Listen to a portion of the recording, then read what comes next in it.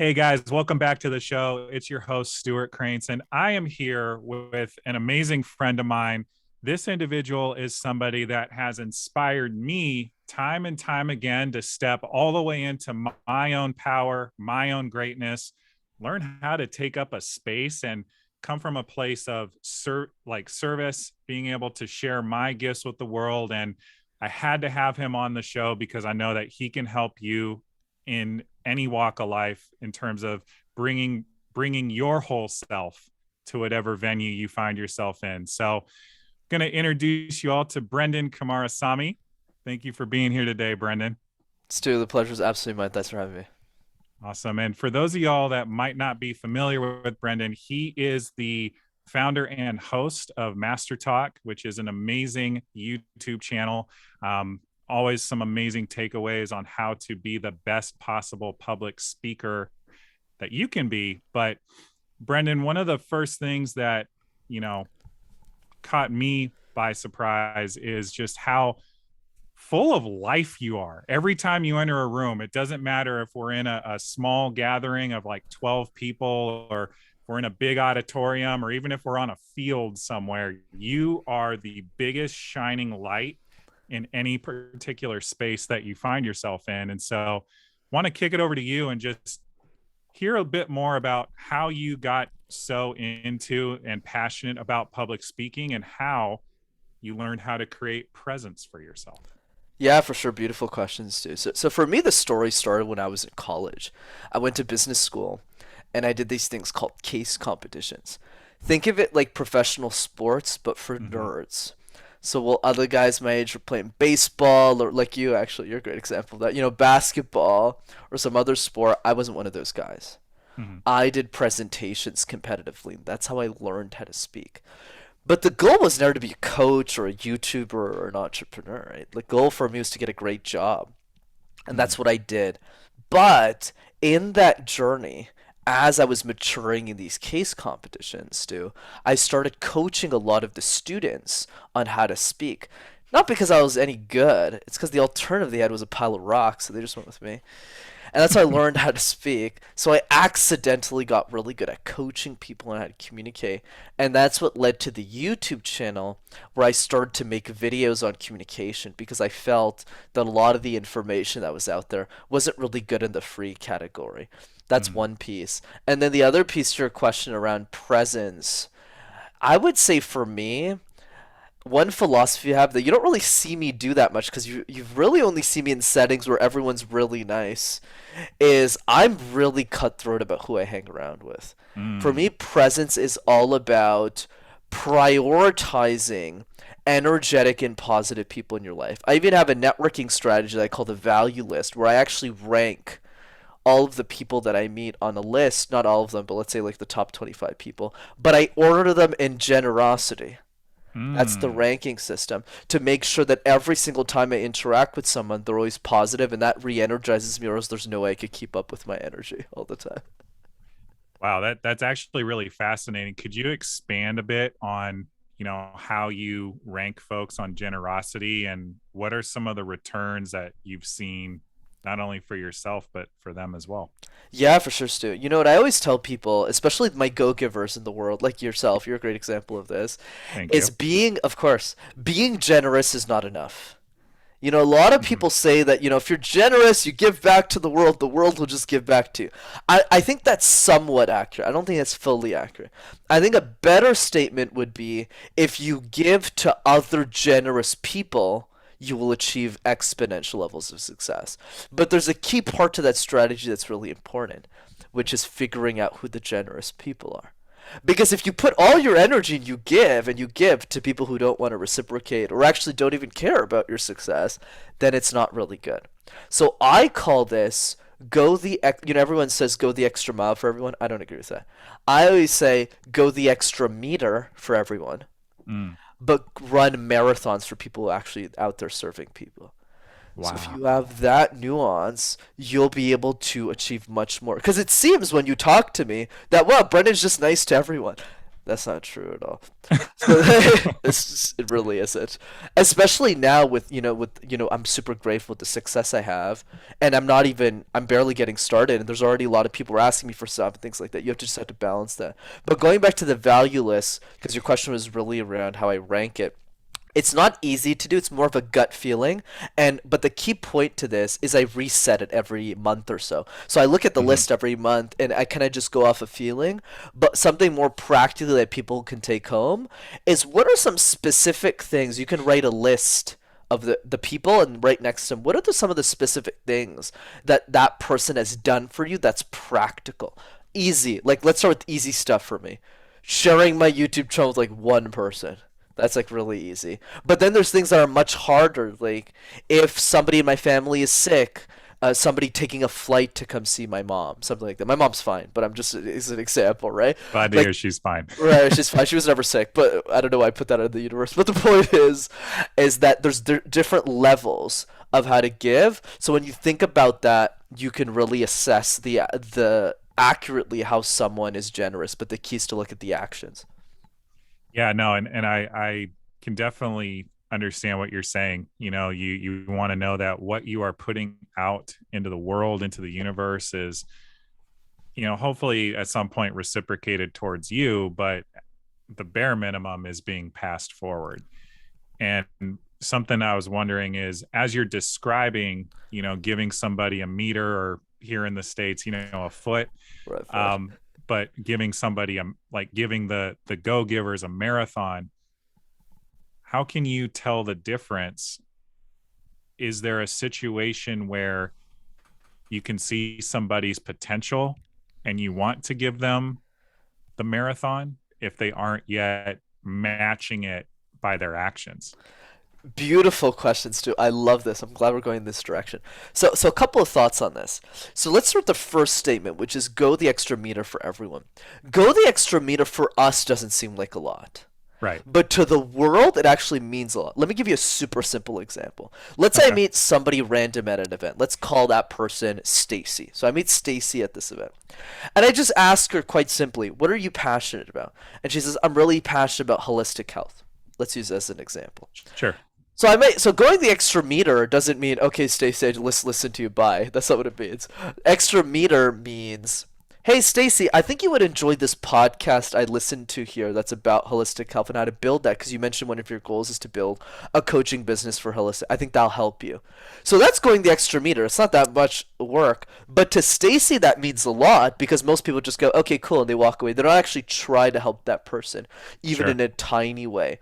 But if you plant small seeds in everybody like that, which is very easy to do, especially if you're already really generous, and you've seen me actually do that a lot, where I'm actually planting little seeds in everybody, then you kind of figure, and by the way, that's just goodwill, right? That's just Of goodwill to the course. universe. We don't have expectation that this will come back to us. But 5% of the time, 3% of the time, even 10% of the time, you'll watch that person light up, but also go, what are you passionate about? What do you really care about in the world? And that's when they get leveled up in your mind. So then when that level up happens, usually for me, everyone's got their own style. Then I start pouring in an avalanche of value into that person. I'll give you an example with us. I mean, 3 years ago, you didn't like give me $1 million or anything you never needed to. But you just sat there for 45 minutes and you really got to know who I was, even before Masterhawk was an idea. And that was more than enough for me to pour an avalanche into you, right? Or try my best to. And that attempt is enough because most people won't even do that for you. So that would be Hmm. my thoughts. But feel free to follow up on that if that's not clear. No, I mean that makes a lot of sense to me, and I'm just hearing you say like go givers get more in the end.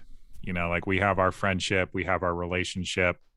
I continue to learn from you every time I see one of your YouTube videos, and it's all because I chose to connect with you at an event 3 years ago, and continue to follow up a little bit periodically.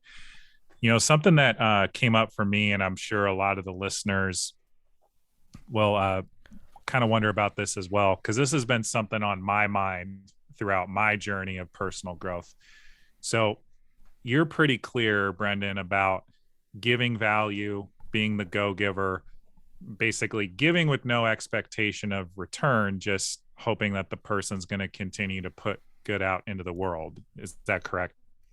Right. The only thing I would change slightly is yes, I'll give value to everybody that I meet to a certain level, but the people I generally pour into, I'm pretty confident that they'll either pay it forward to me or to the world, or better to both, Hmm.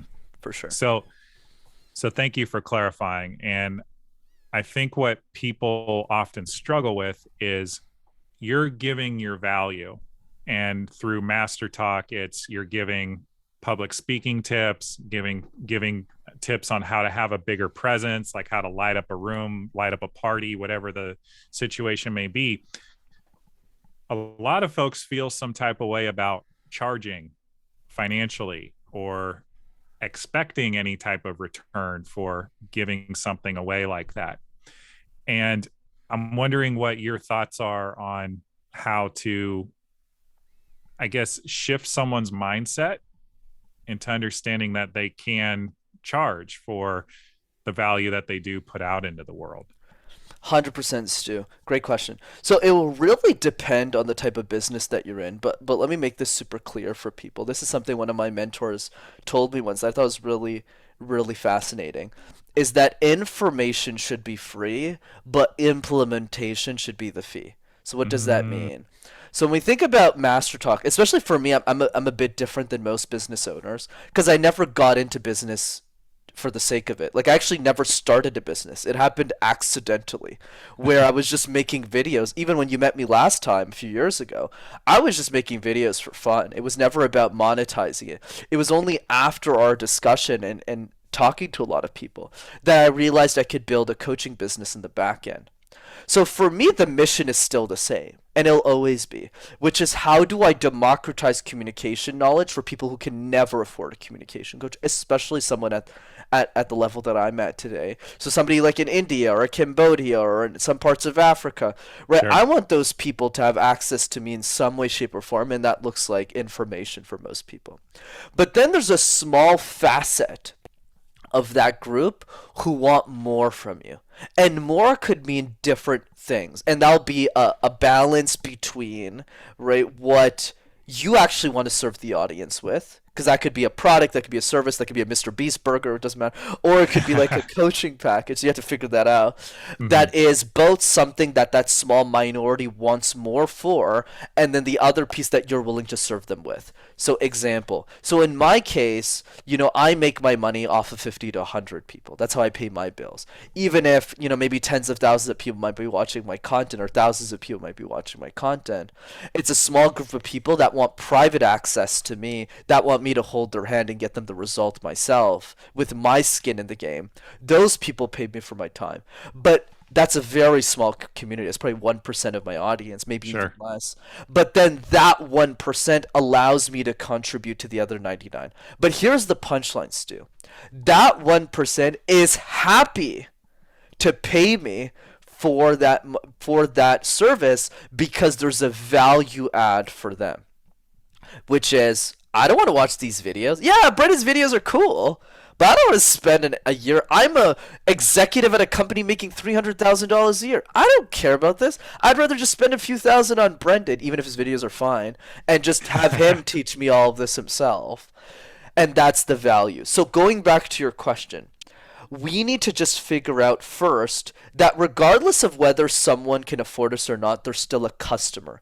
Except the way they're a customer can be different. I consider you a customer, Stu. Even if you've never given me a dollar, you're a customer because you're contributing value to who I am and my mission in ways that has nothing to do with money, but rather advocating for me. So everyone is a customer. We want to serve everyone and abundantly, openly, but then a percentage of those people will want more from you, and you just need to figure out what's within integrity for you that you want to charge many with, that you believe at a fundamental level is worth more. That's why I don't sell online courses, Stu. I don't believe in it. Hmm. That's why I only sell access to me because I believe the money that they're spending on me is worth way less than the value that they're actually getting. So the value exceeds the money. Yeah, that's fantastic. I think the nugget, I've never heard it said this way, so I actually just want to repeat it for anybody listening. Information should be free, implementation is the fee. And I'll just give you some snaps for that. So, I guess one other thing that I've kind of heard you mention over and over again is you have the platform that you've built in Master Talk. You are giving away as much free value as you possibly can to serve as many people as you can. And for the few that can't afford you and want to work with you one-on-one or maybe in a group setting, there are, basically some paid options to work with you. What is for maybe any other entrepreneurs listening, what is the advice you would give around some of the scarcity that either I can't charge for this or who am I to charge to work with me? What are your thoughts on that? Right. So everyone's got their own opinions on this. Here's my personal one, especially in a service-based business. Obviously, product-based business is a different piece of advice. But I would say for service-based, brother, for me it always starts with just do it for free until you feel that you can charge for it. I started that way. The first 3 years from 19 to 22, those 70 people I was talking about in university, I never charged them anything. I just loved coaching. I never knew you could charge money for it. I just did it because I loved it, right? But eventually, as you start to get people results, you start to graduate out of that mode. But the problem with most people is they're not in movement still. They don't actually get started, especially in the coaching business or really in any service-based business. They get stuck on price instead of going, why don't you just help people for the sake of helping people? Because at the end of the day, right, business is a long game, Stu. It's a long journey. We're not just coaching people or doing marketing agency services for 3 months and going, okay, we're done. Let's sing Kumbaya and we're done. This is a long marathon.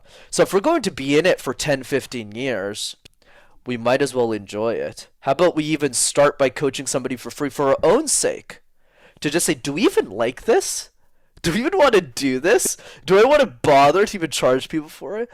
And then, as we develop our competence over time, then we'll start to feel even really good. Even product-based businesses, you don't have to sell your cupcakes right away for money. Just make one, make two. See if you even like. Does it even bring you joy to make cupcakes for other people? You don't even have to charge people. Do even people like it? I love that. Offer them a sample. And what this does is it creates confidence. My first coaching client, I charged them $100 an hour because I didn't even know you could charge people. They just said, hey, can you coach me? I said, sure. And they said, how much do you charge? And I said, what do you mean? I literally said, what do you mean? He said, no, yeah, I'm ready to pay you. I'm ready to invest. And I said, $100 an hour for 5 sessions? He said, done. And he sent me $500. And I was like, whoa, you can like charge money for this. And I wasn't confident. I was like, why is he paying $500? I felt so bad. That was actually after we first met. That's how I got my first client at that event, randomly. That's amazing. That was random. I didn't know that. Yeah, super random. and I felt so bad. And he's actually became my greatest teacher. He said, you know why that was the best $500 I ever spent, Brenden? And I asked him why. Because I was coaching a bunch of random things like life and communication. I was all over the place. And he said, because you listen to hundreds of hours of podcasts, and that's a waste of my time. I'd rather pay you a $500 and get all that information in 1 hour. And that's when he taught me the value of paying for something, is when you pay for something, money speeds up time. And that guy went on, obviously, I'm not going to take full credit to this. That dude went on to like build a multi-7-figure real estate holding company. And he even credits me to that success. And all I did was remove like a few negative friends out of his life and yelled at him for a few sessions. And that's when I realized that he never would have done that if he never hired me. And that's when my confidence skyrocketed from there. That's amazing. Thank you for sharing that. And what I love, kind of the theme that I'm just hearing you keep coming back to, is giving and giving and giving, and kind of just trusting that it's all going to work out to some effect. And so you just shared a beautiful story about how you gain more confidence in your business, what you're doing, the impact you're having. What would be some suggestions you would have for somebody who is just getting started in business or has any type of big goal, and they're not certain either what their vision is, what their passion is, or even what the value is that they bring? Absolutely, Stu. Here's what I would say. And the reason I like this question is because I'm a great example of someone who never had a passion until very recently. Because I think the Wow. biggest problem with most of us, Stu, is especially with a lot of these self-development gurus. No offense to them, obviously, but they go like, find your passion, find your. I was like, what if you don't know what it is? What if you don't have it? Of course, for 5% of people listening, the formula is, look, you know what the passion is, you're just not taking action on it, so let me kick you in the butt. But for 95% of people, including me, that I felt, I mean, feel free to let me know what you think as well, is like they just don't know what it is. They go like, Yeah. what is the passion? That was my struggle for a long time, but keep going. Right. No, absolutely, right? So I felt no one had a better answer than this. Just find your passion. I was like, okay. So here's what I would say, Stu. There's actually a lot of parts to this. So let's start with part number one. Part number one is realize that decisions are infinitely more important than passions. So I'll repeat that one again. Yeah. Decisions are infinitely better than passion. I'll use my personal story as an example. When I was 12 years old, okay, a career counselor. I know it's weird for a 12-year-old kid to think like this, but anyways, hear me out. So I'm 12. I don't have a lot of money. My parents are factory workers. All I'm thinking about is how to make money, even when I was 12, because I didn't want my parents to suffer, especially my mom. So I wasn't thinking about what am I passionate about. I'm going to save the world. I couldn't give a shit about the world. Right? My goal was to ask myself a more important question, which is how do I save my family? That was the only question that was on my Mm. mind. So all I did was I made a decision to be an accountant. Everyone in their yearbook, they kind of ask themselves, yeah, what do I want to grow up? They go astronaut, Yeah, yeah. stand-up comedian. I want to be like I want to be an actor. Yeah, I want to be an accountant. Because I looked at my report card and it was an easy decision for me to make, even if I had no clue what an accountant was. Because I was a math genius and I was garbage at everything else on my report card. So I just went Wow. online, I looked at all the math related careers, and I chose accounting. And I never changed my mind for 7 years.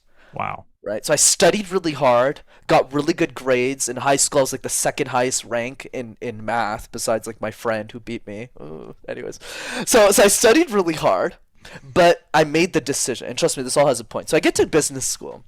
I have my oversized prom suit on. Hmm. I have no business connections. I go to my first cocktails because people tell me that's how I get a job. And I meet all these students who are 2 years older than me that had internships at the big four accounting firms. These are Hmm. like the dream. If you get a job at one of Hmm. these firms, your life is set. KPMG, Deloitte. I didn't know what that was. I thought Price Waterhouse Coopers was a water bottling company. What'd you Right? think Ernst and Young was? Dude, man, I was like, see young people live here? Are they earnest? I don't know. It's kind of lost. So I go to these cocktails, man, and you'll see the tie-in really quickly. And I go up to these students and I go, how do you get a job? And you know what they told me, Stu? They said two words: case competitions. And I said, what's a case competition? And they went on to explain that it's this presentation circuit. You got to do well. You can press executives. And I saw that as my ticket out of poverty. So I started doing these case competitions and I landed a job at PwC at the age of 20. And I realized at that point I was going to make it. And then I got a job in IBM as a consultant, all that stuff. But then what happened is in the journey of getting those jobs, I got really good at case competitions. I got really good at speaking. I got really good at coaching people on how to speak. And I accidentally became the world's youngest communication coach. And I Wow. started Master Talk. So why am I telling you that story, Stu? The reason is because if I never made the decision to be an accountant at 12, I would never, this conversation wouldn't exist. Right.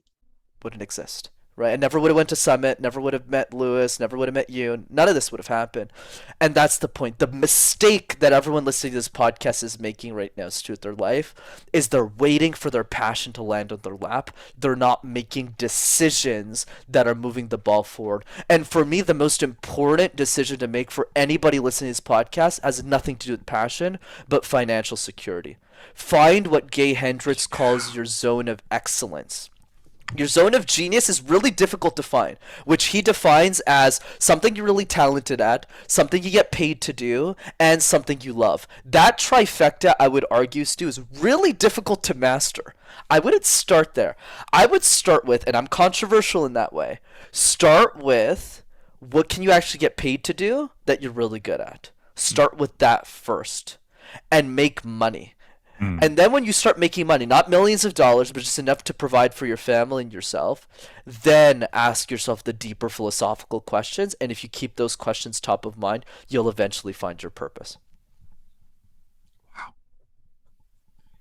For y'all that are listening, I really hope you take the opportunity to hit the rewind button a little bit, and just re-listen to what Brenden just said, because he just dropped some absolute gold in your lap if you choose to use it in your life.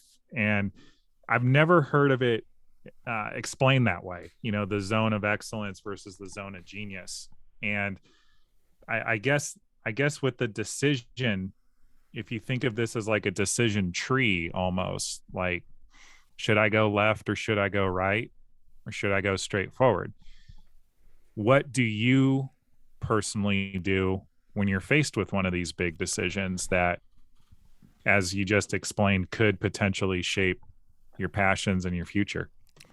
Absolutely, man. I think, Steve Jobs says this so well, Stu, where it's really hard to connect the dots forward. It's only easy to connect the dots backward. So it's Mm-hmm. easy for you for me to tell you now, Stu, that yeah, absolutely, every decision that I've made throughout my life unintentionally led me to my destiny, which is to become the greatest communication coach that ever lived, and then help the whole world and democratize. Right? Yeah, Like yeah, it's easy for me to kind of yap my mouth and tell you that now, but it's hard in retrospect. Right? It's hard in that moment. So I sure. think the only right answer to your question around how do you make effective decisions, for me, it really comes down to self-awareness. But let me add more layer to that, because I don't like people who just say self-awareness. Well, what does that mean? Of course. Right? So there's a couple of things to self-awareness. The first thing is realizing that self-awareness, to me, and most people don't have this. That's why it's an opportunity for improvement for people listening to this. Is self-awareness I define as someone who equally understands their strengths as well as their weaknesses. Mm. And most people, they go like, yeah, be good at this, have your strengths here, but they don't actually think about like how what would they would be garbage at. Like I would be a terrible plumber, dude. Terrible. I have so much respect for, if I had the same game and I was really good with my hands, I would have chosen to be a plumber because I would have gotten paid way more than an accountant, and I would have optimized that way. So the lesson is not, oh, well, Brenden became an accountant, I should be an accountant. No, it's you got to figure out what you're terrible at, right? That's why for me it always comes down to we need to learn how to eliminate things. It's easier to say no to things than yes. Like think about being a pastor or being a garbage man or being a baker. There's nothing wrong with any of these three careers. But as I list them, some people on this call are going, I can't do any of these. I don't want to do any of these. And other people go, oh, maybe I could be a pastor. Oh, I'd really like to be a garbage man. It's actually not that bad. I would get paid X number. So that's the key. It's understanding what you're really good at and what you're really shit at. And that's what allows you to find that sweet spot that you can win your game in. One other piece to self-awareness that will be an atomic bomb that most people don't do is, let's use Tony Robbins here. Let's quote him a little bit. The Okay. quality of your life is solely determined by the quality of the questions that you dare to ask yourself about life. Mhm.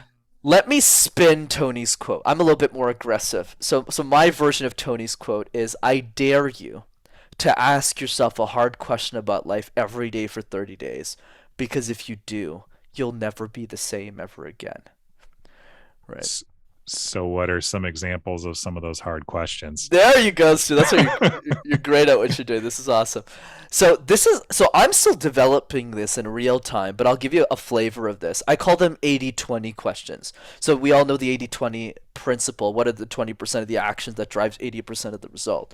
So my version of this that I'm still developing internally, but I have a pretty good grasp on it so far, is what are the 20% of the question that a human being can ask themselves to gain 80% in one's clarity in life? Wow. That's my version of Yeah. it. So here's a couple of those questions to get us started, to not break people's minds too quickly here. So I'd say the first question is, what's one goal or a dream that you've secretly given up on and never told anyone about? Whoa. Right. Yeah. So that's one. I got that one, and I'll give credit. So I got that one from Devon Bandison. That was right? straight to the throat, y'all. I hope you're listening. Right. So that's one. And these are questions you want to keep asking yourself. Another question that I love, and it always catches people. If I gave you all the money in the world, I made you an instant billionaire. Okay, example. What would you do for the rest of your life, for time wise?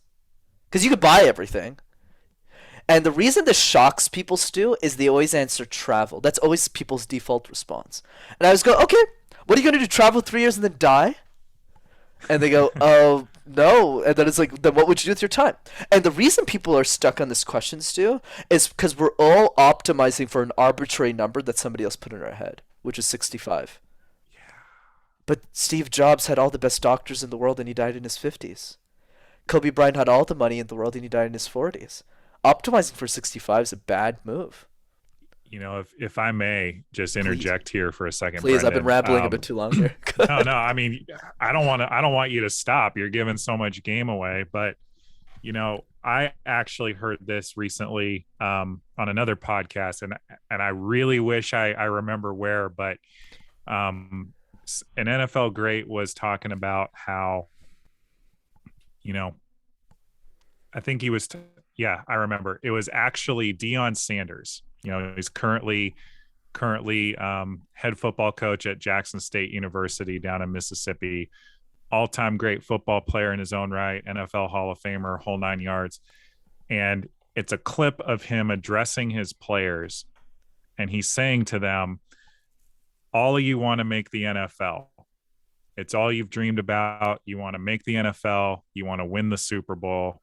You probably think about the money. You probably think about the women. You probably think about the house, the cars, whole 9 yards. Most of you, if you do make the NFL, will be retired by age 25, 26, because the average NFL career is about 3 or 4 years if you're lucky. What are you going to do, assuming you live to 75?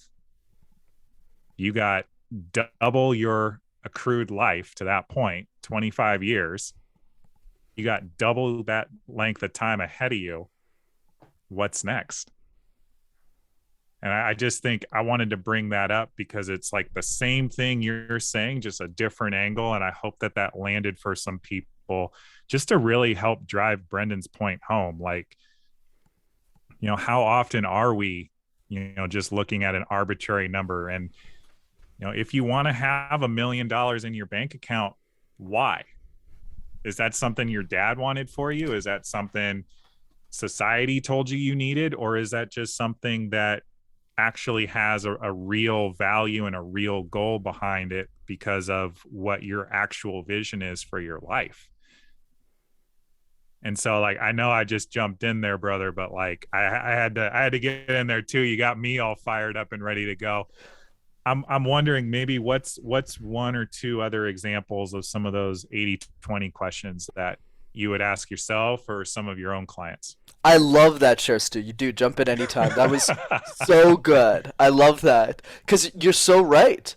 It's a great analogy that explains the information in a different lens, which is okay. You got your whole life in front of you, kind of like Olympian athletes, right? You how do you replace 10,000 people screaming your name? Mm-hmm. And that's true for all of us, Mm-hmm. not just Olympian athletes, not just professional people. Is that we're always optimizing for an end, but we don't actually realize that, hey, if we had that time right now, what would we do with it instead? Because if we had an answer to that question, why don't we just do that instead right now? Because nothing's guaranteed at the end of the life. So Mm-hmm. I love that. So let's just recap everything we got so far. So one is, what's a goal or a dream that you secretly gave up on and never told anyone about? That's one from Devon Oh, Bandison. Right. hits me every time you say it. Good. keep going, man. Yeah. He like said it as a statement, and then I said that should be a question. That I kind of turned it into a question. So that's one. The second one is, if you had all the money in the world, how would you spend your time? And that gets you really crystal clear about what are some pieces that you're going to be working on. Number three is, if you could only accomplish 3 things in your life, and only 3 things, nothing else, nothing more, what would you want to accomplish and why? So if you Wow. answer questions like this, and that's I call that the focus question. It kind of focuses you in and what you actually want to do.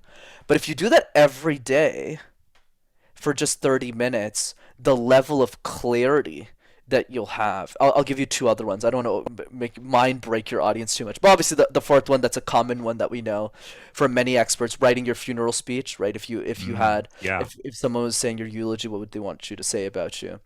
And then the other one I had, but I just slipped on it. So anyways, we'll come back to it later if I come up with it. Hey, even if you don't remember it, man, like those four questions, everybody, that Brenden just outlined for us, you owe it to yourself to hit the pause button, rewind this thing maybe about 2 or 3 minutes, and journal on all of these straight up. Like there's nothing stopping you from taking advantage of basically the free coaching Brenden's giving us here in this conversation. I know I'm going to do it. I'm going to make sure my fiance does it, and probably is going to be some homework for some of my clients as well. I love moving, it. moving forward. You actually did something really smart there. You bought me some time to figure out the fifth one, so I got it. So the Okay. fifth one is to journal the last year of your life. I got that from my business partner and coach, Vamsi. Wow. So let's say it doesn't matter what the year is. You could be 107, it could be 67. You pick the number.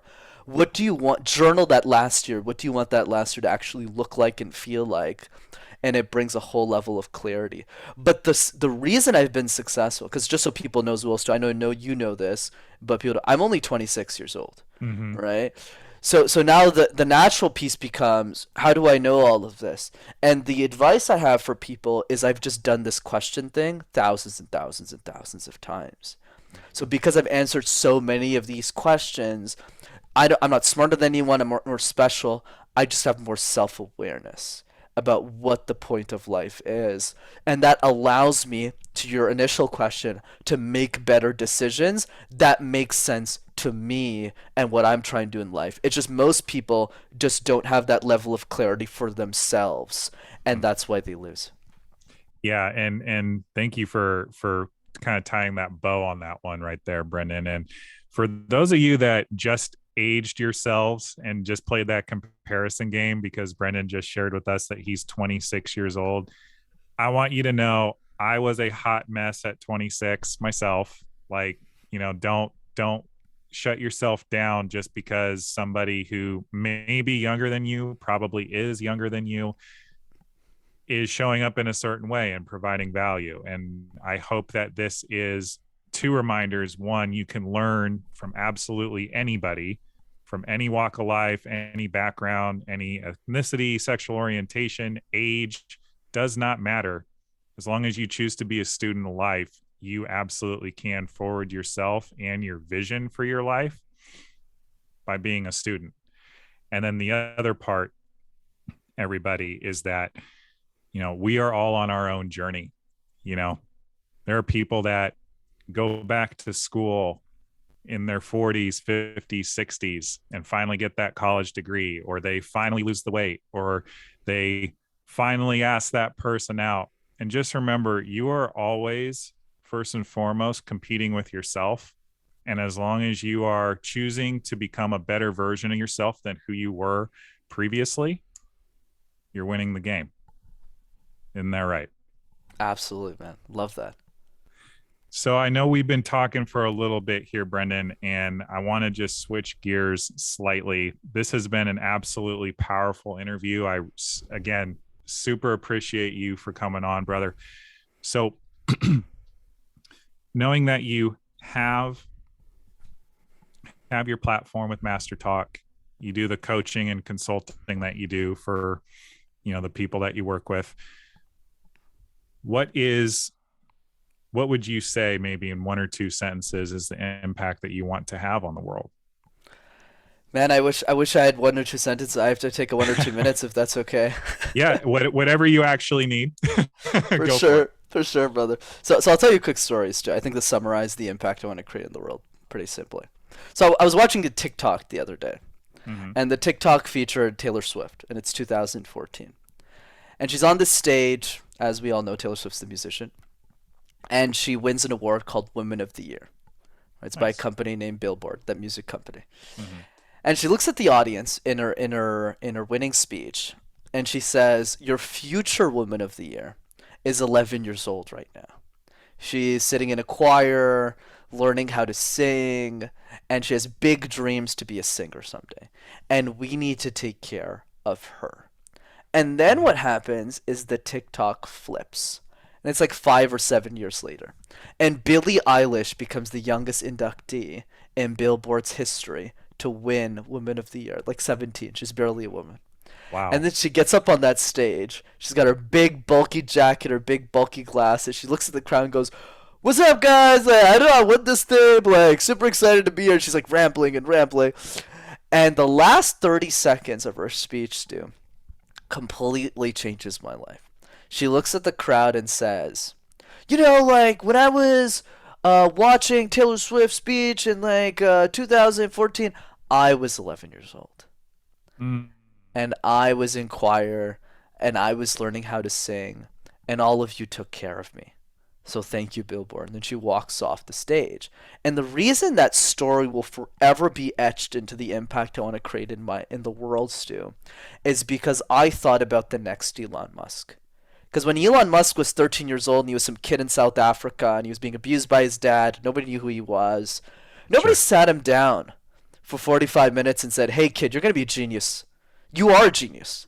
Somebody should probably help with their communication. Let me just help you for free. Let me just get all those filler words out." Did he still become the success he is today? Absolutely. Would he have had an easier life if he was better at communication? I think so, Mhm. personally. But I thought about the more pressing things, too, which is who's the next Elon Musk? And the answer is we don't know. We don't know who the next Elon is. Facts. Might be a 7-year-old girl in Cambodia. It might be a 12-year-old girl in Laos. Might be a 15-year-old boy in Utah and Salt Lake City. We have no Sure. idea. But what I do know is chances are they probably can't afford a communication coach. And when I realized I was the only human being who thought that way that I knew of, I realized I need to do something about it. So what's my mission? My mission is to become the best communication coach in the world. Not for me, somewhat for me, but mostly to empower every genius that will ever live throughout the history of time to be an exceptional communicator. Because if they were all exceptional at speaking, the whole world would advance at lightning speed. Yeah, a lot better than last time, eh? When we first met, I was just like, "Yeah, I'm in my basement, I'm making videos." Now it's a little bit better. But it's one foot in front of another, right? Like you got to where you are now because of taking the little actions over and over again, making those decisions over and over again that set you up to be in this place where you are building the platform you have. You are reaching people all around the globe. And who knows, maybe you are inspiring somebody in Ghana or somebody in Suriname or somebody, you know, on their way to school in China. And it's just because of the go-giver mentality that you're bringing and that you have absolutely brought on this call, and I greatly appreciate you for that. And for those of you listening, I hope that you have been taking notes. If not, please re-listen to this interview and take some notes. Share it with anybody that you think deserves to get this information as well. And Brenden, before we go, I want to make sure these folks have the opportunity to connect with you. So, where are the best places for them to, chat you up, follow your material? What are the best places for them to find you? Absolutely, Stu. Two ways to keep in touch. Thanks for having me on the show, man. The first Of one is course. definitely the YouTube channel. You just go to Master Talk, you'll have access to hundreds of free videos on how to speak for free. And the second one is I do a free workshop every 2 weeks over Zoom. So if you want to jump in on that, it's fun, it's live, it's interactive. Just go to rockstarcommunicator.com. And we'll be sure to include links to both his YouTube channel and Rockstar Communicator in the show notes so that you guys can find Brenden yourselves, and hopefully he can begin touching your lives as well and helping you create the impact that you want in your life moving forward. So Brenden, thank you so much. It's been an absolute pleasure. See you soon. The honor was mine, man.